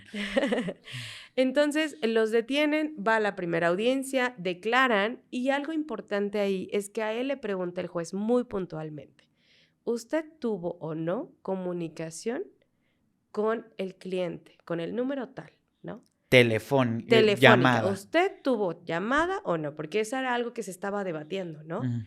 Y él dice, no. ¿Usted conocía al cliente? No. Entonces no te explicas. ¿Cómo es que tuviste llamadas con él si dices que no? Entiendo que hubiera sido lógico y dije, ¿sabe que sí, señoría? Yo tenía los teléfonos y ese día mi esposa me lo pidió, no lo sé. Pero no había una explicación lógica, racional, entre comillas, si es que nunca la hubo. Sí, si negaba, pues evidentemente... Si lo negaba, se acreditaba. se Si lo acreditaba. aceptaba, pues tendría que ser una coartada. Evidentemente muy mal, por cierto. Pero bueno, después de ese tiempo, se sigue investigando el otro número sospechoso, donde lo tienen como sospechoso, ¿no? Y da la casualidad que al realizar una búsqueda muy extenuante también, la verdad, ese número de teléfono estaba dado de alta en la Secretaría de la Defensa Nacional. Les dijimos, caray, ese número de teléfono estaba dado de alta con una persona que se llama Alexis, y él es militar. Era parte de la Secretaría de Defensa. Era un soldado. Un soldado. De 21 años en ese entonces. El que operaba el teléfono del secuestrador. Así es. Un que soldado. Tenía, exactamente, un soldado. Es una sorpresa enorme y cuando se empieza a hacer el seguimiento de ese teléfono se dan cuenta, para ese entonces, que a finales de diciembre, más o menos entre el 30 y 31 de diciembre, él se va hacia Tijuana. Y eso van viendo su teléfono, porque se va moviendo. ¿Es desertor del ejército? No, era activo. Entonces ahí entramos en pánico realmente, porque dijimos, se va a ir, ¿no? Porque ya se enteró que detuvieron a 2 y él es el tercer implicado. Cuando está entre el dime y el direte, Jafet se acerca a la fiscalía y estaba muy golpeada y pide apoyo y pide ser testigo protegido. Golpeada físicamente. Sí, golpeada físicamente, tenía cortaduras en sus manitas, estaba muy mal. Cuando llega ahí a la fiscalía, declara y ella dice, quiero decir que si no declaré antes porque tenía mucho miedo, estaba amenazada que iban a matar a mi hija. Lo importante es, yo era amante de Eduardo, Eduardo, el hijo de Carlos Camilo. De Carlos Camilo. Así es. Y esta persona, yo supe que ellos pues querían deshacerse de Mitzi porque Eduardo le tenía mucho, mucho coraje a Mitzi, ¿no? ¿Por qué? Porque ella le había quitado el papá, le había destruido un matrimonio, etcétera, etcétera. Ujú. ¿No? Que al final, al principio, Mitzi era muy joven, tenía 17 años, eso tenemos que recordarlo, y que ella durante mucho tiempo supo que él era divorciado, ¿no? Ujú. Porque se iba con ella, porque se quedaba con ella. En el momento en el que ella se sale de su casa y vive Ujú. solita, pues sí le iba y se quedaba, ¿no? Pero pues tú pedías referencias sobre Camilo, pues nadie lo conocía, ¿no? En el pueblo, porque él era Camilo frente a ella. Pero ya con las investigaciones y toda esta situación en la carpeta, te das cuenta que él tenía otro nombre, ¿no? Cuando detienen un poco antes de que detengan a Eduardo y a Carlos, porque son padre e hijo, eso se Ujú. tiene que tomar en cuenta, él fue a verla, él estaba muy tomado y fue a verla. Y es cuando ya tomado, ella le dice, oye, dejaste de venir a cobrar, porque ellos eran prestamistas, prestaban dinero, y dijo, oye, dejaste de venir a cobrar, me dicen que yo te tengo que traer el dinero, pero, pues, ¿qué está pasando, no? Te veo molesto, ¿qué tienes? Y pues ya borracho, pues le da una friega, ¿no? Primero tienen relaciones, por lo que dice ella, y después le pega, ¿no? Y le dije, deja de estar de... Eduardo. Dijo, deja de estar de preguntona, si no te va a pasar lo mismo que a Mitzi. Entonces, ella se queda así como, pues, ¿qué le pasó, no? En ese momento sabían que nada más estaba desaparecida. Entonces dijo, oye, ¿pero qué pasó? No preguntes, ya cállate, ¿no? Entonces pasa el tiempo y se da cuenta todo lo que va pasando, que hay movilizaciones, está cada vez más latente eso, y de repente se entera de que pues la encontraron muerta. Cuando ella sabe que la encuentran muerta, ella entra en pánico, ¿no? Porque dice, era mi amiga, ¿y qué está pasando, no? Él le preguntaba a ella, oye, Mitzi vino a verte, oye esto, oye el otro. Entonces ella empieza a atar cabos, ¿no? Y se da cuenta que realmente lo que estaba sacando de ella era información para ver dónde podía encontrar a Mitzi. Ok, y es por eso que él obtiene la información de la entrega específicamente. Así es. O sea, sí iba a entregar Sí iba a genuinamente entregar a un genuinamente cliente. a un cliente de Jafet, pero también ellos realizan esto. ¿Por qué? El teléfono que es de la persona, del cliente, al investigar, están involucrados 2 menores de edad. Estos 2 menores de edad aparecen en escena cuando se investiga el teléfono del militar. Cuando el militar aparece, que es Alexis, se dan cuenta que tuvo comunicación con una persona en específico. Cuando se cita a esa persona, que es menor de edad, no sabía la fiscalía que eran menores de edad hasta que van los policías, investigan y dicen, sí, son 2 hermanos menores de edad. Ujú. Y los chicos, a través de sus papás, evidentemente con todas las formalidades, les preguntan por qué habían comunicado, si ellos conocen ese número, ¿no? Y ellos dicen, sí, ese número es de Alexis. Y la verdad es que tenemos mucho miedo, nos ha amenazado, nos ha dicho esto, nos ha dicho lo otro. Ellos dicen, días antes de que se da la desaparición de esta niña, él nos pide, a mi hermana, que fue su novia en su momento, le pide que le compre un chip y le dice, necesito que de este chip le pidas a una chica que vende ropa aquí en San Pablo, porque ya tengo una nueva novia y quiero comprarle ropa. Entonces, ¿dónde la pediste? ¿A qué hora lo pediste? Y ella le dice, pues me dijo que a las 4, que ahí tenía más pedidos y que lo van a recibir en tal lugar. Ahí está el primero. Entonces, esta niña fue utilizada por Alexis para pedir eso, ¿no? Claro, o sea, ella ahora no ya sabía. cuadra, porque al Así principio decías, ella tiene mucho que ver. Exacto. Dijimos, bueno, ¿qué pasa, no? Y la chica sí lo dice, y era así, y nos concuerda perfectamente con la investigación que se obtiene de gabinete, donde ahorita ya nada pasa desapercibido, y tu teléfono, tu email, aparece que se le ingresó un chip, ¿no? Y ahí se ve, cuando lo ingresas, cuando lo quitas. Después, el hermano de ella le dice, a mí lo que me hizo es, después de que desaparece esta niña, yo me doy cuenta porque en el pueblo fue muy, muy, muy conocido, ¿no? Por todos. Entonces dice él, cuando ella desaparece, dicen que esta niña desapareció en una moto negra con vivos verdes.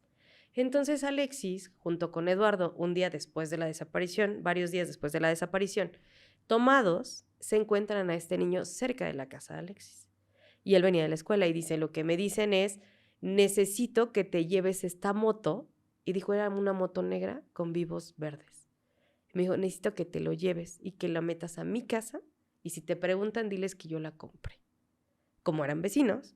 Y él le dice, oye, pero pues no, no, la acabo de comprar, tú cállate, no digas nada.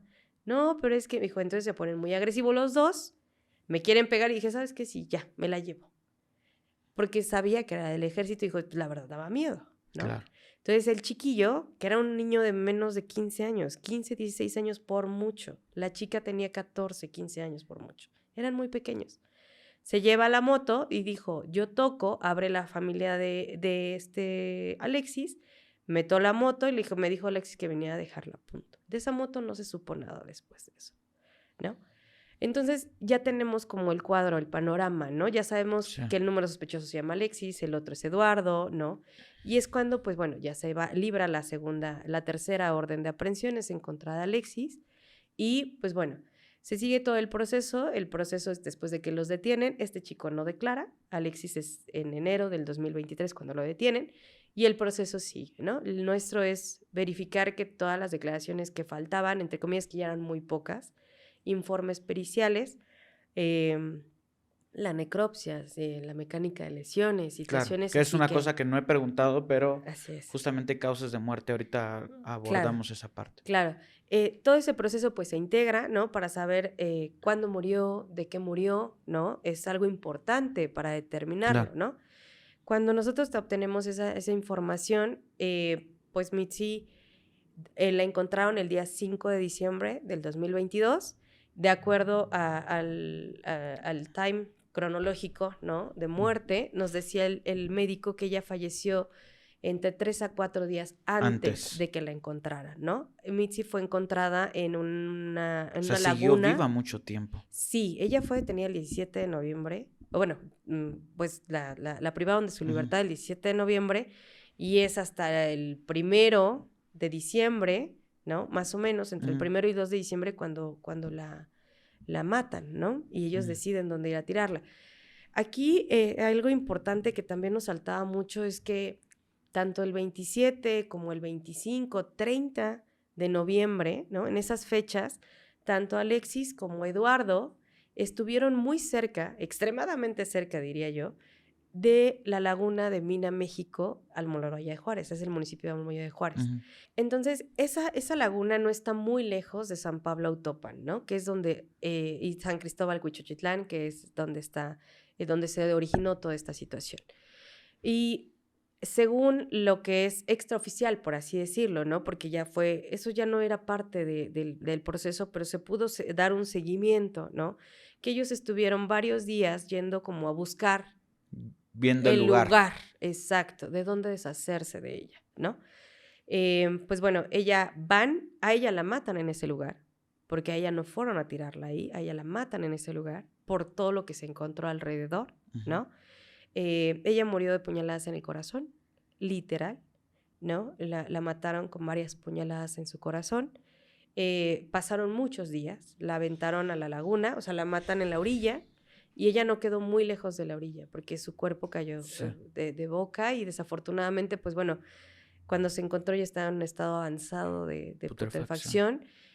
Afortunadamente sus papás, y ahora sí, tal vez antes era malísimo tener tatuajes, ahorita la verdad fue una divinidad, porque pues Mitzi no pudo ser reconocida por rostro, no tenía rostro, ella no tenía un rostro, y sus manitas no podían ser para las huellas digitales y eso, porque pues tampoco, El como agua estuvo también. en agua, efectivamente, pues bueno, genera estragos, ¿no?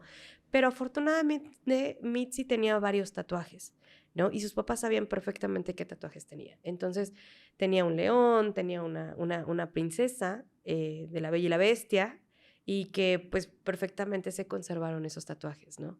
Cuando lo reconocieron sus papás fue por el tatuaje que tenía y un pequeño piercing que tenía en la nariz y pues fue lo único que pudieron tener, ¿no? Claro. Desafortunadamente, así fue la situación. Okay. El proceso se siguió tardó un año, más o menos en las fechas en las que ella desapareció, que fue el 17 de noviembre del 2022, un año exactamente después es cuando se inicia ya el proceso de juicio, ¿no? Es de los procesos más fuertes. La familia, sus papás evidentemente querían estar en todas las audiencias, Claro. ¿no? Pero yo evitaba que fueran, la verdad, porque uno es muy desgastante y en este tipo de delitos la mayoría de las personas no optan por mecanismos alternos, ¿no?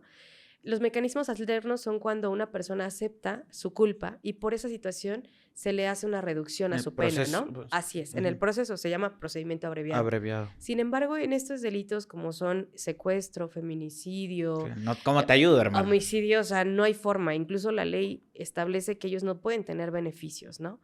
Entonces, la mayoría siempre se va a aventar el todo por el todo y se van a juicio, ¿no? Rogando a Dios que se equivoque el MP o que la víctima no pueda reconocerlos, o en este caso, que pues la teoría de la fiscalía no fuera fuerte, pero afortunadamente iba muy bien. Y pues optan por el juicio. La penalidad era muy alta, pero afortunadamente se llevó un juicio pues acorde. Nos tocó un juez bastante también estricto, ¿no? Uno de los mejores jueces del Estado de México, considero yo. Podrá haber más, pero la verdad es un muy buen juez, el juez que nos tocó. Ok. Todas las audiencias se llevaron en Almoloya de Juárez, Santiaguito, ¿no? Porque algunos lo confunden con el altiplano, pero no. Ujú. Este fue en materia estatal y se llevó su proceso. Duró casi 2 semanas, 1 semana y media el juicio, fue muy rápido. Los señores acudieron solamente a las audiencias de juicio para evitar el desgaste anterior, Sí. ¿no? Al final yo les comentaba, el ir a juicio es revivir, ¿no? Como en su momento ahorita, pues Sí. bueno, los sentimientos siempre van a estar a flor de piel. Ellos les dictan una sentencia el día 7 de diciembre, me parece, del 2023, y la sentencia es altísima, les dan la máxima, 140 años a cada uno de ellos, que fueron los 3. Logran la captura del militar. Así es, se logra la captura del militar, efectivamente. ¿Qué tanto tiempo después? ¿O cómo se El da? militar fue 1 semana casi después de que primero los detuvieron. Ajá, y nosotros pensábamos que se estaba yendo al otro lado, la verdad, Sí. cuando se detecta que él estaba en Tijuana, pero afortunadamente la Sedena informa que a él se le había reasignado al cuartel de allá, de Ok. Tijuana. Entonces, el día que estuvo Franco, pues ese día lo detienen, ¿no? Y lo presentan acá Ok. al Almoloya de Juárez, así es. Entonces, pues bueno, es una de las sentencias más altas y la verdad es que, pues es un asunto bastante sensible, pero afortunadamente, a comparación de otros casos, ¿no? Que uno, jamás encuentran a sus familiares, Claro. o dos, que pues las personas se van, ¿no? Y jamás obtienen justicia. Yo sé que con esto no les regresas a sus familiares, Claro. ¿no? Pero por lo menos tienen paz. Paz. Y algo que es importante con las víctimas, creo yo, es saber qué pasó, ¿no? Exacto. Porque muchos no alcanzamos a entender, digo, jamás vamos a Y eso entender es lo más difícil, el yo creo. motivo, Sí. ¿no? El motivo creo que es algo que no se llega a entender, porque digo, yo pensaba, ella era muy joven, ¿no? Y lo Ujú. mejor era terminar esa relación. Si él ya no la quería, lo mejor era Sí. terminarla y no matarla, ¿no? O secuestrarla. Pero, pues al final cada quien sabe sus motivos. Aquí lo importante es que Sí. ellos supieran qué es lo que pasó, quiénes fueron los involucrados y sobre todo que pudiera haber justicia, ¿no? Para Mitzi. Entiendo que quien hace la cuestión intelectual, digámoslo así, es Eduardo. Sí, Eduardo se lo comunica en algún momento a su papá. sí, en algún momento. Esa comunicación que tienen ellos, es normal que entre papás y hijos haya una comunicación, ¿cierto? Ujú. Pero cuando analizamos sus mensajes, llamadas, meses antes, porque la verdad es que fue una investigación muy, Ujú. muy preparada y se buscó toda esa situación Ujú. porque no se vale meter a un inocente a la cárcel, ¿eh? Sí. O sea, eso no se vale. Jamás, jamás, Sí, jamás. puede en una de esas que Claro. Camilo Carlos fuese inocente, ¿no? Así es, o sea, realmente que él no haya planeado, que no haya estado parte de, ¿no? Pero, y eso era muy importante para nosotros, porque al final fue su pareja, estuvo todo el tiempo que sí, evidentemente tenía situaciones como de, no vamos a decirle a la policía, ¿eh? Nadie va a decir esto. Y todo el tiempo estar cerca de ellos, pues es algo que te da Claro. sospechas, ¿no? Pero puede ser normal por el shock. Ujú. Pero nosotros sí teníamos que cuidar mucho esa parte. No se vale meter a un inocente en la cárcel, porque no es quien me la hace, sino quien me la paga. Y eso no Mm. se vale. Nosotros checamos bien sus registros de llamadas desde meses antes a cuando días antes del secuestro, durante el secuestro y después del Se secuestro, incrementaron en un sus llamadas, 300,000%. exactamente. Entonces es algo, un parámetro no normal. Sería normal si él dijera, ¿sabes que mi hijo estuvo enfermo en ese tiempo? Ah, perfecto. Creo que todo el mundo estamos al pendiente de nuestros familiares cuando tienen algún accidente, enfermedad o algo, porque incrementas la atención a ellos. Ujú. Pero en este caso no había ninguna situación y lo peor es que él jamás aceptó que él tuviera el teléfono del cliente Ujú. y jamás se acreditó por qué, él jamás pudo decir por qué tuvo llamadas antes con el cliente, Sí, que es casualmente la persona que lo sacó del lugar, claro. ¿no? Para que fuera para allá. Entonces, esta situación, por así decir, es evidencia circunstancial, Ujú. ¿no? Que A más B más C te da la D, ¿no? Claro. Así es Y como qué, se qué construye el caso. importante, digo, que muchas veces el tema, a veces con las fiscalías, las personas que investigan, y qué bueno que exista gente que se mete en esa parte a investigar, a decir, vamos a revisar todo. Así es. Porque creo que es una de las cosas más preocupantes en los casos, es que muchas veces no te metes a los detalles, no te centras en ese tipo de cosas. Qué importante que se haga. Yo nada más como para agregar, cuando me mencionaste la causa la causa de muerte, o la herida que tuvo, exactamente la puñalada en el corazón. En algún momento yo grabé con una persona la doctora Rocío, una extraordinaria psicóloga forense. Ella hablaba de la importancia de los lugares Así es. de las heridas, ¿no? Y el hecho de que sea una puñalada directamente al corazón, no sé cuántas fueron, también eso influye exactamente. Te habla del perfil psicológico de la persona, Así porque es. si alguien te quiere matar, va y con una cosita te mata, un Claro. asaltante te lo entierra, no busca exactamente el corazón, busca algo en el estómago, pero esta situación creo que también coincide muchísimo con el perfil del agresor y las motivaciones que me mencionaste. Así es, cuando nosotros estamos frente a un homicidio, en este caso pues se dio un secuestro que causó la muerte, ¿no? Y que tiene un poquito de tinte feminicida, porque uno, la exposición del cuerpo, ¿no? Fue en un lugar público. Esa laguna, hay poquitas casas alrededor, sin embargo, nos comentaban, porque nos toca hacer literal investigación de campo, porque Sí. lo estuvimos haciendo, ¿no? Te toca como abogado salir, y nos decían los lugareños de ahí, es que aquí nosotros pescamos, o sea, aquí hay niños, aquí salen los borreguitos a comer y Sí, así, lo o sea, tiraste para que lo encontraran, así ¿no? es, o sea, la forma en la que Para tú exhibirlo. expones Ujú. al cuerpo de una mujer, ¿no? En este caso de ella, el hecho de las heridas que tenía, ¿no? No nada más fue una puñalada. Evidentemente, pues yo no soy médico, pero pues cuando el médico lo explica en la audiencia de juicio, ¿no? Donde dice que fue una puñalada muy fuerte porque para empezar rompió un hueso. O sea, y nuestro pecho es muy, muy fuerte, Sí, ¿no? costillas Así y... es, las costillas son muy fuertes, nos protegen nuestros pulmones. Entonces, el hecho de que hayan, ni siquiera por en medio de las costillas, ¿no? Sino que haya roto un hueso, ¿no? Fue muy fuerte. Y que le haya atravesado el corazón, no lo apuñaló, nada más. Claro. Le atravesó el corazón, ¿no? Entonces, es algo muy fuerte. Nos decía el médico, la verdad no puedo acreditarlo ni tampoco negarlo, ¿no? La vez que yo le platiqué, le dije, por favor, explícame, ¿no? Explícame porque no soy médico, pero sí te entiendo, ¿no? Sí me dijo, mira, la verdad es que estuvo mucho tiempo en el agua, ¿no? Pero por lo general, la fauna, ¿no? Cuando hay un cuerpo donde tiene golpes, se generan moretones, ¿cierto? Sí. Ok. Me decía, por lo general, cuando hay una irrigación de sangre tan fuerte, tan acumulada en algunos lados, la fauna depredadora lo que hace es comer esa parte.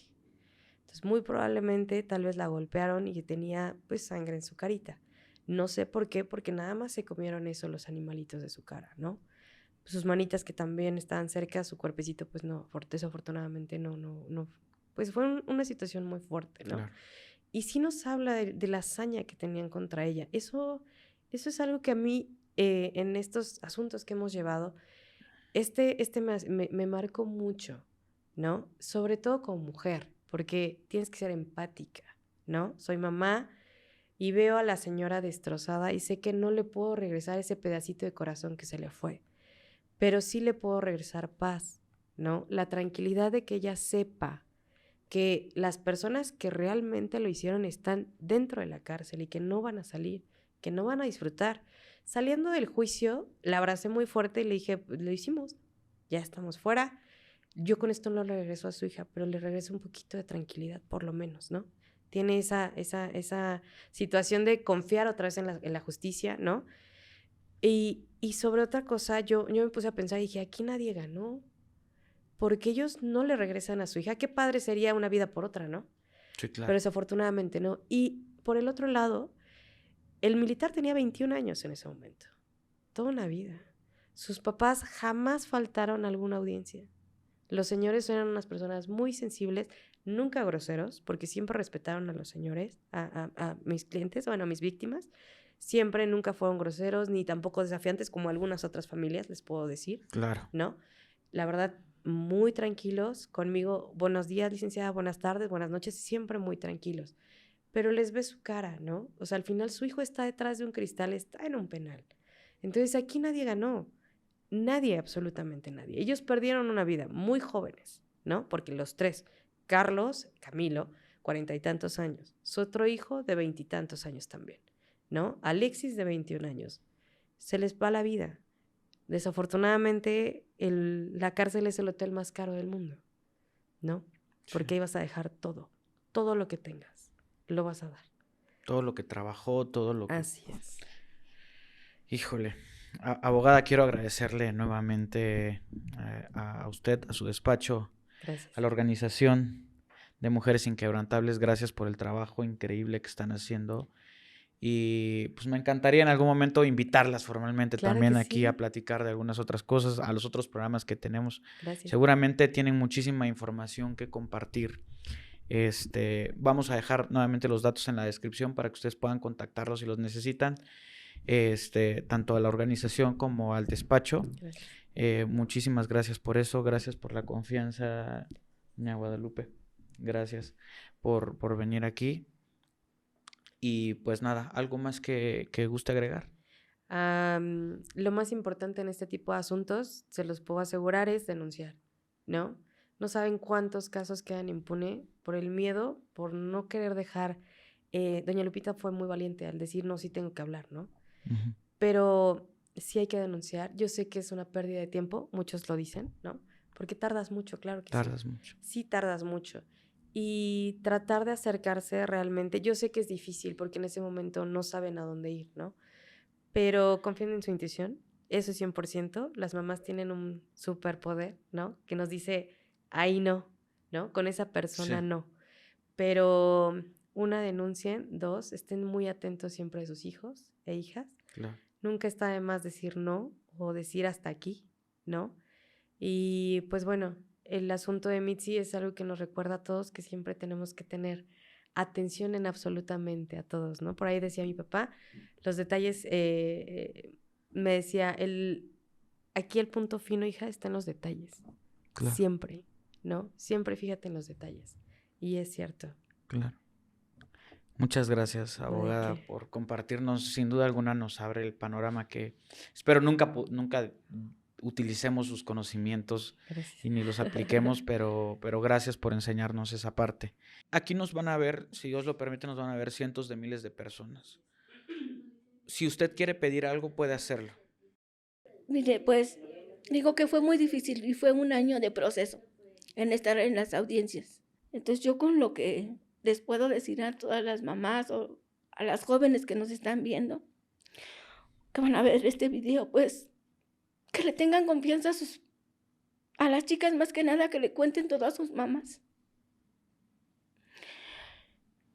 Que no se rehúsen y que no tengan miedo para que no pasen lo que pasamos con Mitzi. Y ustedes, mamás, pues también que comprendan a su hija, a sus hijos, porque a lo mejor a mí me faltó también comprender un poco a mi hija. Yo le quiero decir, si en algún momento usted cree o ha llegado a pensar o le ha atravesado el pensamiento que usted tiene culpa en eso, usted no tiene culpa en absolutamente nada. Yo hice un capítulo hace mucho tiempo, la señora Elizabeth, a la cual quiero, admiro, respeto mucho, de Tampico. A ella le asesinaron a su hija de 14, 15 años, Carlita, a manos del novio que tenía 19. La gente decía, pero ¿cómo es posible que la mamá haya permitido que tuviera un novio de 19 años cuando ella tenía 14, 15 años? Y es que desgraciadamente la manipulación es algo muy complicado para una persona pequeña. Y les hacen creer muchísimas cosas, una realidad que no están preparados para vivir, ¿no? Y Carlita igual quiso estar con ese novio, la mamá intentó, así como usted, intentó alejarla de esa persona, se opuso, no pudo controlar la situación y al final terminó sucediendo lo mismo que aquí. Entonces, papás, el sexto sentido, ¿no? Nunca falla. Siempre, dice el doctor Jorge Olivares, que las mamás son las mejores perfiladoras del mundo porque ellas se dan cuenta rapidísimo de cuando alguien no le conviene a uno de sus hijos o hijas. Yo espero que es muy difícil, pero espero que muy pronto usted pueda encontrar la paz que necesita y todo lo demás que pueda ayudarle a sobrellevar esta vida, porque evidentemente ya no va a volver a ser igual. Es muy difícil. ¿Algo más que quiera agregar?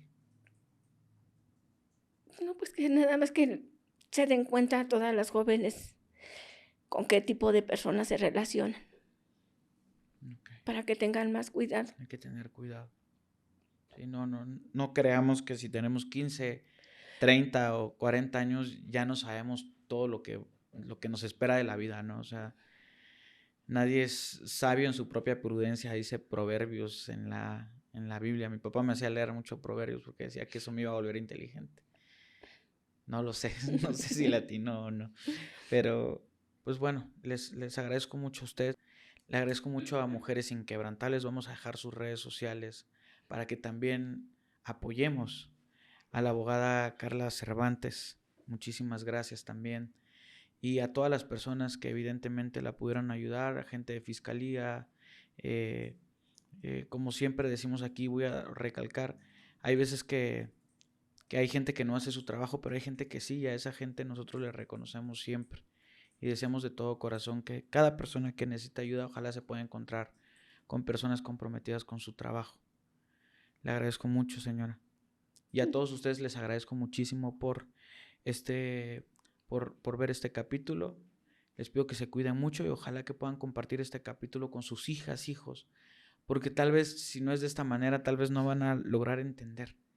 Y eso me pasó mucho con el capítulo de Carlita. Me decía, ya se lo puse a mi hija, ya se lo puse, porque evidentemente cuando estamos chiquitos queremos que sabemos todo. Sí. Cuídense mucho y nos vemos en un siguiente capítulo. Hasta luego. Gracias. Gracias.